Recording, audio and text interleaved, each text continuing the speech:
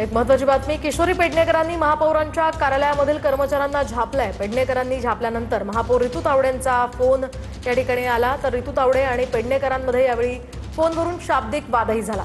माझ्या कार्यालयामध्ये असं करणं योग्य नसल्याचं रितू तावडे म्हणाल्या, तर तुमच्या दालनामध्ये आले नाही कर्मचारी, कार्यालय सर्वांसाठी खुलं असल्याचं पेडणेकरांनी यावर उत्तर दिलं। तर ते काम करत नव्हते, त्यांना प्रश्न विचारले असंही पेडणेकर यावेळी म्हणाल्या। दुर्लक्ष का होता? हाँ, घेणार नाही घेणार काय काम करता? 30 मार्चला दिलेलं पत्र आहे। तर आपण पाहतो या ठिकाणी रितू तावडेंचा यानंतर फोन आला होता आणि असं करणं योग्य नसल्याचं रितू तावडे पेडणेकरांना म्हणाल्या। मात्र मी दालनात आले नाही, कर्मचारी काम करत नसल्याचं कारण यावेळी पेडणेकरांनी दिलेलं आहे।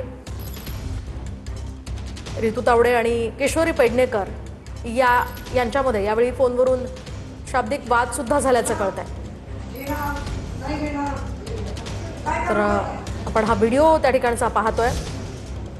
या ठिकाणी किशोरी पेडणेकर या कर्मचाऱ्यांना झापत असल्याचं दिसतंय। अधिकची माहिती आपण या संदर्भात जाणून घेऊयात आमचे प्रतिनिधी निवृत्ती बाबर यांच्याकडून। निवृत्ती, काय नेमकं घडलं या ठिकाणी?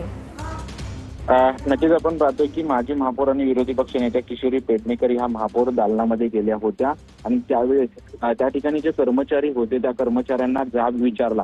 त्यांनी 2 दिवसापूर्वी पत्र दिलं होतं शिवसेनेकडून की मुंबईमध्ये जो पाऊस पडतोय यावरती विशेष सभागृह आहे ते सभागृह बोलवण्यात यावं याविषयी पत्र दिलं होतं। मात्र त्याला 4 दिवस होऊन देखील अजून महापौर कार्यालयाकडून उत्तर आलं नाही। यासाठी जाब विचारण्यासाठी खरं तर त्या महापौरांकडे गेल्या होत्या, मात्र महापौर त्या ठिकाणी नव्हते, म्हणून त्या ठिकाणी जे कर्मचारी होते या कर्मचाऱ्यांवरती स्वतः किशोरी पेडणेकर ज्या आहेत त्या भडकलेल्या आपल्याला त्या ठिकाणी पाहायला मिळत आहेत। त्यासोबतच सचिवालय कार्यालयाकडून देखील आम्हाला कोणतंही उत्तर दिलं जात नाही असं प्रकारचं किशोरी पेडणेकर यांचं म्हणणं आहे आणि त्या ठिकाणी त्या गेल्या होत्या, महापौरांची भेट झाली नाही, मात्र कर्मचाऱ्यांवरती त्यांनी त्यांचा संताप जो आहे तो संताप व्यक्त केल्याचं आपल्याला त्या ठिकाणी नक्कीच धन्यवाद निवृत्ती दिलेल्या या सविस्तर माहितीसाठी।